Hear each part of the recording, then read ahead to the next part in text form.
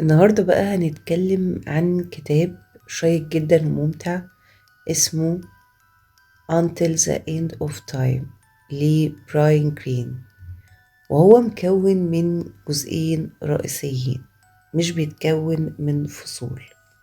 الجزء الأول بيتكلم عن المادة للحياة الواعية. ده الجزء اللي بيحكي فيه رحلة الوجود من أول لا شيء لحد ما بقى في إنسان بيسأل ليه. أهم محاور الكتاب ده نشأة الكون، ظهور الحياة، ونشأة الوعي.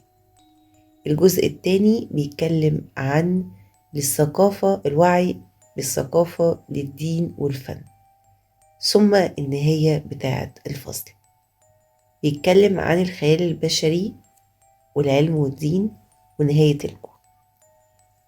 الجزء الأول بيتكلم من المادة للحياة للوعي، رحلة الكون اللي أصبح فيه بشر بيدوروا على معنى. المشهد الأول بيتكلم عن لا شيء وبعدين كل حاجة في لحظة 13.8 مليار سنة، مفيش ولا ذرة ولا وقت ولا حتى فراغ، بس في لحظة مريبة كل حاجة بدأت تحصل. براين بيوصف اللحظة دي كأنها انفجار مش بس للطاقة، لأ، دي بداية للزمن نفسه. كل قوانين الفيزياء والمكان والوجود اللي احنا عايشين فيه طلعوا من نقطة واحدة. سؤال بيطرحه: هل في حاجة أكبر ورا البداية دي، ولا كانت صدفة كونية؟ المشهد التاني بيتكلم عن الكون بيترتب بنفسه. الكون بعد الانفجار ما كانش مترتب، جزيئات بتتصادم، حرارة بتولع بمعنى الكلمة، لكن بالتدريج ظهر النظام. الطاقة اتكثفت والذرات اتجمعت والنجوم اتكونت، مجرات بدأت تلف حوالين بعضها كأن حد بيعزف سيمفونية صامتة اسمها قوانين الفيزياء. براين جرين بيقول الكون مش عبثي، هو متصمم بلغة واحنا بنحاول نترجمها. المشهد الثالث بيتكلم عن الحياة بتتولد جوه الفوضى من غير ميعاد على كوكب اسمه الأرض. الجزيئات دي اتجمعت وبدأت تتصرف بغرابة شديدة، بدأت تتكاثر وتتغذى وتتطور، ومع الحياة بدأت. بس الحياة مش بس خلايا، ده في حاجات أغرب ظهرت بعد ملايين السنين: الوعي. المشهد الرابع: الإنسان، الكائن اللي بيشوف نفسه. الوعي هو ده محور كل حاجة على الأرض. براين، انت مش مجرد كائن بيعيش، وده اللي قاله، انت كائن بيشوف نفسه وهو بيعيش. الإنسان ابتدى يتأمل لما بيشوف الموت قدامه، بيخاف منه، بيحس بالزمن فبيحاول يوقفه، بيخترع الدين، الفن، الحب واللغة علشان يدور على إجابة، وبيبص لنفسه في المراية وبيسأل: هو أنا جيت ليه؟ ختام الجزء الأول: من شوية ذرات لكائن بيدور على المعنى. احنا بدأنا كذرات متطايرة، بقينا بشر بنحب ونعاني ونسأل. الكون صنع وعي، والوعي دلوقتي بيحاول يفهم الكون، وده من وجهة نظر براين أغرب حاجة حصلت في تاريخ الوجود. تعالوا نشوف بقى الجزء التاني كان بيتكلم عن ايه. بيتكلم من الوعي للثقافة، الدين والفن، ثم النهاية. رحلة الإنسان اللي حاول يخلق معنى في كون ماشي ناحية الزوال أي النهاية. المشهد الأول بيتكلم عن الإنسان بيحكي علشان يعيش. أول ما الإنسان بقى عنده وعي بدأ يحكي، اخترع القصص علشان يفهم بيها الحياة والموت، الخوف، الحب والكون. براين جرين بيقول القصص مش رفاهية، دي وسيلة بيفهم بيها العقل نفسه والعالم. من أول الخرافات في الكهوف لحد أفلام الخيال العلمي. الإنسان بيحكي علشان يعيش وبيعيش علشان يحكي. المشهد التاني بيتكلم عن الدين ومحاولته لفهم ما لا يفهم. بعد القصص جه الدين مش بس كعبادة لكن كوسيلة لتفسير المستحيل. ليه احنا هنا؟ مين اللي خلق الكون؟ ايه اللي بيحصل بعد الموت؟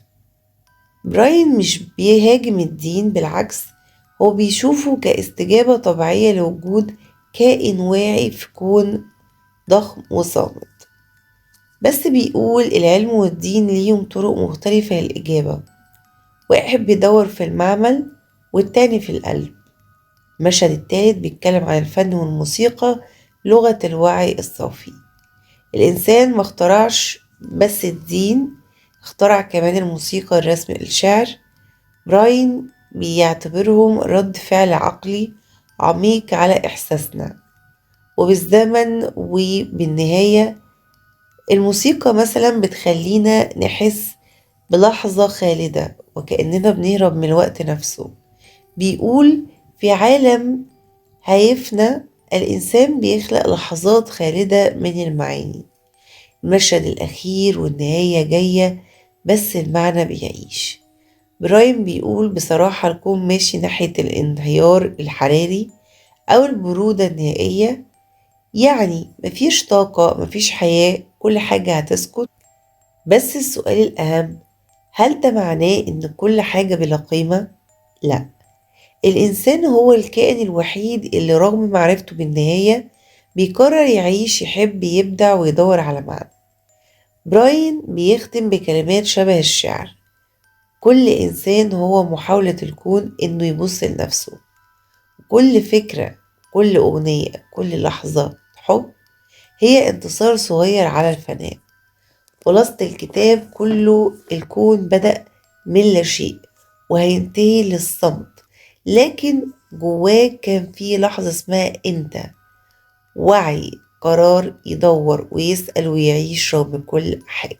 بصراحة كتاب Until the End of Time من أكتر الكتب اللي خلتني أبص للكون وللوجود بشكل مختلف شوية. اللي شدني فيه مش بس إنه بيتكلم عن نشأة الكون أو نظريات فيزيائية، لأ، هو بيحكي القصة الكبيرة جدا اللي احنا جزء صغير منها، وبيخليك تحس بإنك رغم إنك نقطة في وسط مجرة ضخمة لكن فيك حاجة أعظم من الكون نفسه.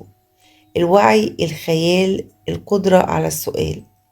راين مش بيقدم العلم كأنه بارد أو بعيد عن الإنسان، بالعكس هو بيقدمه كأنك بتسمع موسيقى كونية كلنا بنشارك في لحنها، من أول الذرات اللي اتجمعت لحد لما واحد قاعد دلوقتي بيكتب قصة أو بيسمع موسيقى أو بيحب. أكتر حاجة لمستني لما بيقول إن الكون هينتهي وإن إحنا مؤقتين، بس ده مش معناه إن حياتنا ملهاش قيمة، لأ، معناه إن اللحظة اللي إحنا فيها دلوقتي أغلى بكتير من أي حاجة تانية. الكتاب ده مش بس بيشرح، ده بيخلينا نحس وبيفكرك إنك مش لوحدك وإنك جزء من حكاية كونية جميلة حتى لو كانت قصيرة. بصوا، عايزة أقول لكم إن الناس اللي كتبت الكتب دي طبعا هما مش ناس دينية، هما بيحاولوا يجتهدوا أو دايما بيدوروا على النطاق الكوني للطبيعة أكتر. زي الملحد مثلا لما بيجي إنه يدور على الطبيعة مش بيبتدي إن هو يدور على مين خلقها، لأ، هو بيبتدي يدور على نشأة الحاجة من نفسها إزاي، طب إيه اللي حصل، طب إيه اللي كون. لكن عمره ما هجيب مين اللي كون الذرات، مين اللي كون الأكوان، مين اللي صمم النظام ده، مين اللي عمل الطاقة دي، مين اللي هيئ الأرض عشان الإنسان ينزل عليها. محدش هيتكلم عن الموضوع ده، لأن زي ما قلتلكوا هما ما يعرفوش في الدين، هما كل اللي بيتكلموا فيه كلها حاجات كونية طبيعية فيزيائية كيميائية فسيولوجية أيا كان.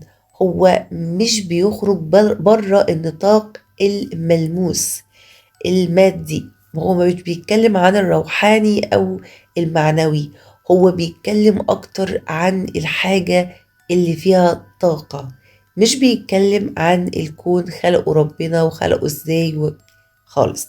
فعشان كده بقول لكم الكتب دي دايما لما بقراها أنا باخد منها القدر اللي يخليني ممكن يوسع مداركي في حاجات تانية، لكن مش بخليها تسيطر على أفكاري وتبني لي أفكار جديدة وأنا عندي الأساس. يعني أهم حاجة يكون عندك الأساس، عشان لو دخلت أي معلومات ممكن تضاف على الأساس تمام، لكن تمحي الأساس أو تضيف لنفسك معلومة وانت ما عندكش أساس من الأول، ده طبعا أنا بشوفه غلط جدا.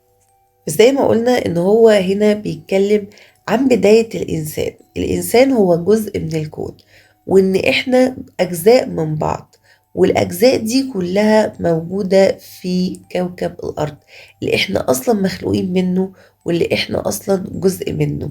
دي الفكرة بتاعت الكتاب كله. فهو كتاب شيق جدا، انا حاولت الخصه لكم برضو بقدر المستطاع. هو مشوي، ما بيتكونش من فصول، هو بيتكلم من جزئين، كل جزء فيه مشاهد كده معينة.